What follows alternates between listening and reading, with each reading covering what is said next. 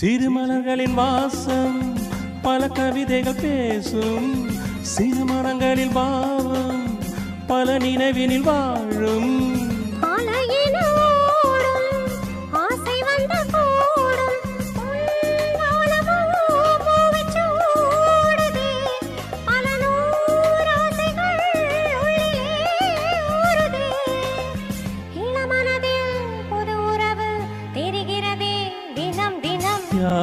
தூரிகை